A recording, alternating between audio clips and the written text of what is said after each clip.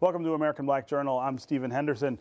On Tuesday, America is going to elect its next president. The successor to President Barack Obama will take over during a time when Black Lives Matter has become a widespread movement in this country. There's a lot at stake in this election for African Americans, and it's imperative that you make your voice heard. Your vote does count. Joining me now to talk about the importance of taking your souls to the polls is the president of the Detroit branch of the NAACP, Reverend Wendell Anthony. As always, thanks for being here. Thanks, Steve. Good to be with you. You know, whenever I hear that phrase, take your souls to the polls, that's a phrase that I came up with. I was going to say, that's your phrase, not mine. And my only regret, Stephen, is that I did not copyright and market that, because they're using that all over the country. Matter of fact, you would have had to pay me just to say what you said. That's right. Take your souls to the polls. It's time to do that right now. That's right. Absolutely. So turnout is what I think this election is gonna turn on. You know, we were talking about this before. Yes. I don't think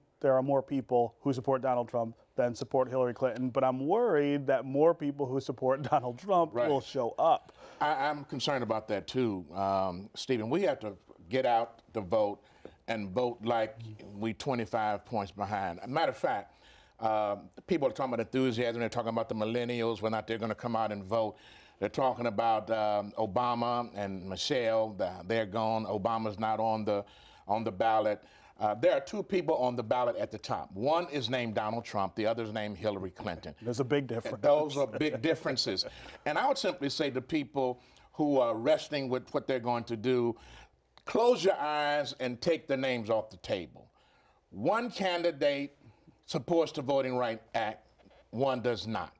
One candidate wants to raise income equality. Another says you're already making too much money. One candidate has negated and humiliated every group in this country. One candidate is trying to unite folk in the country. One candidate has no government experience. Another candidate has served in any capacity of government you may think of and has the most experience of any person ever running for president. One candidate fought for racial discrimination in housing. Right. One candidate fought against it. Now, if you were to ask me on the basis of that, who should be president, isn't it obvious, Stephen? Be a question. I mean, I know you can't just come out like that, and we don't endorse, but I'm simply, if y'all call me after the program, I'll be glad to tell you. I'm simply saying that the choice is very clear. So we're concerned about that. We're concerned about when we hear people say, we want you to go to the polls and make sure things are going right. Stephen, you have as much chance to have voter fraud as you do about being struck by lightning. Sure. It doesn't happen. It doesn't happen. And the interesting thing, the most recent case about voting fraud was committed by a Trump supporter in Iowa who actually voted twice, saying, I had to vote twice because I know it was a rigged election. I didn't want Hillary to steal my vote. Now she got to pay a $5,000 fine, and she's messed up his whole program. So it's not us, it's the other folk. Talk about the things that are at stake for African Americans in this election, the kind of things that we would see locally. I talked about the Black Lives Matter movement and the open, but there are a lot of things in Detroit that matter here. No question. First of all, police and community relations are on the ballot. We have one of the best relations with our police department and law enforcement in the country. That's why the AG came here several weeks ago to meet with us in Detroit. We have a model. We're a part of that. We meet regularly with those folks. The fact that, Stephen, for all of us, the Supreme Court is on the ballot. That is going to dictate for the next 30 to 40 years how you and I live in America. And so they're already talking about they will not, if in fact Hillary wins, they will not even in fact do their job as government officials. That should frighten us.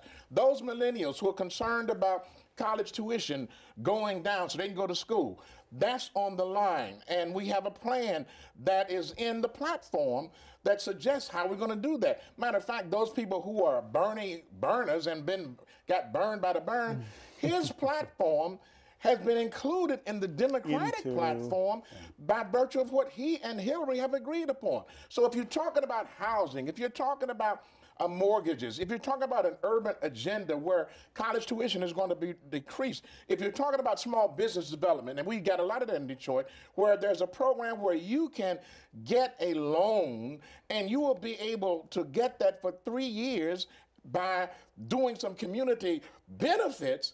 And that's in a part of a platform, that's in the platform of one of the candidates. And I'm simply saying everything is at stake. Yeah. When I have three daughters, and one of my daughters, the two that are eligible to vote, one was a Bernie supporter, die-hard, revolutionary. I don't know where she get that from. And the other was a Hillary supporter. But when it was concluded that he was no longer on the ballot, well, Daddy, I'm listening now. I guess I got to go. Now she's working for the other campaign, Hillary. I'm just saying what is. I'm simply saying for those who are unsure, it is too much at stake. For you and I, we could go with the fact that our folk died for us to be able to have the right to vote. To go vote, that's right. But Stephen, that's not working for them. Yeah. But why is that not working? That's not what happened? Because they have too much, too soon, too quick. Yeah. Well, they have benefited from the struggle. And we as grown folk have not reinforced the necessity to remember how you got over into their lives. They want it quick. We try to make life so much better for our children, and we do, and we should. I ain't mad at that.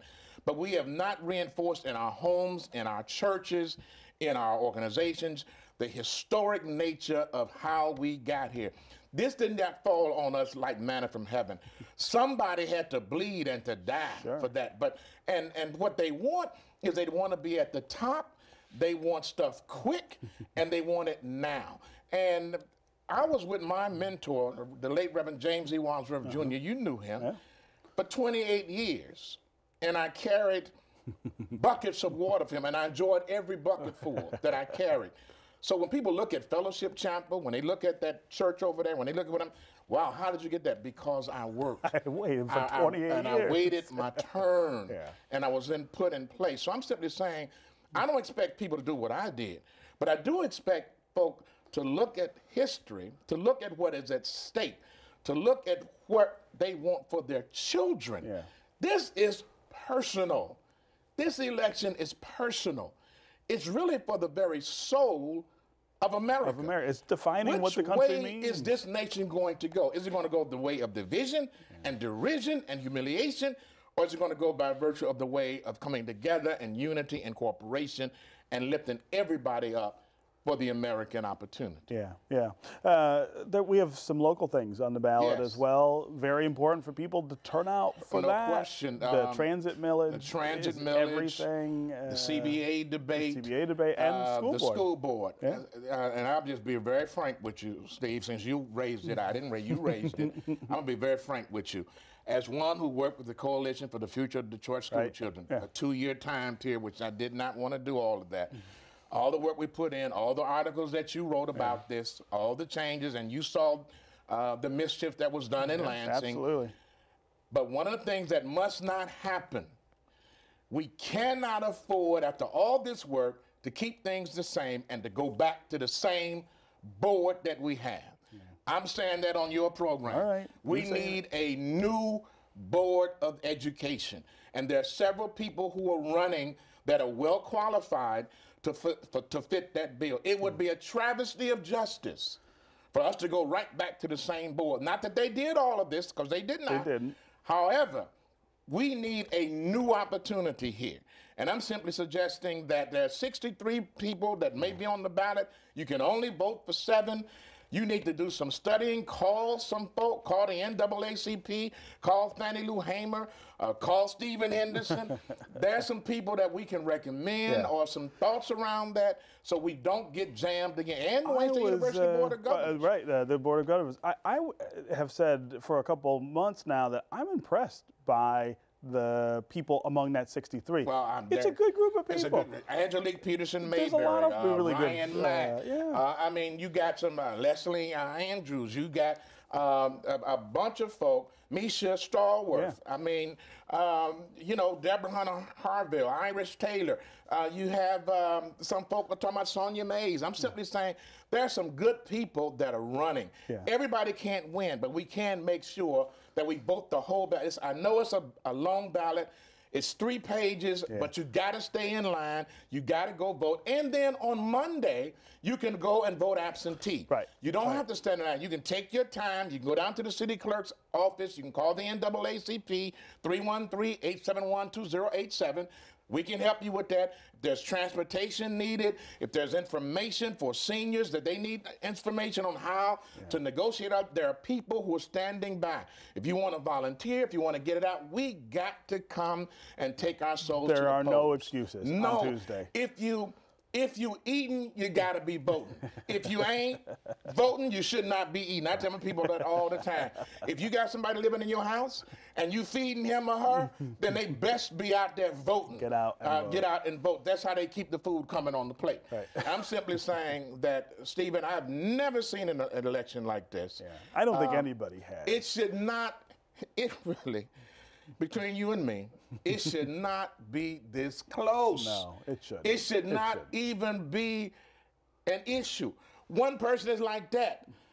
The other person is like that. Yeah, I said it. One person is like that. The other person is like that. Look at the record. Don't go with where you're going to take me now and tomorrow. Look at where were you at yesterday. What did you do? What did you do in the how did you get where you are? Yeah. And don't let the email issue throw you off. Can you, Stephen, let me ask you, I'm sorry, I get excited about this stuff, but let me ask you, all this stuff about somebody's emails, can you imagine Stephen Henderson? Right. If Going they through my busted emails. the emails on Donald Trump, right. what you would hear from the governors, from the senators, from the people that ran against him, what they'd be saying about this cat. Right.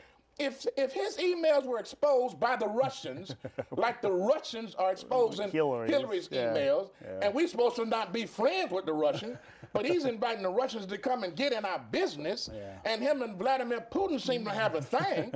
I'm simply saying, what more do you need? Take your souls to the polls and vote like your life depended upon it, because quite frankly, it does. All right. Reverend Wendell Anthony, you say it all the time. You say it better than I can. Thank you, Stephen. Get yourself out and vote. All right. Thanks for being here.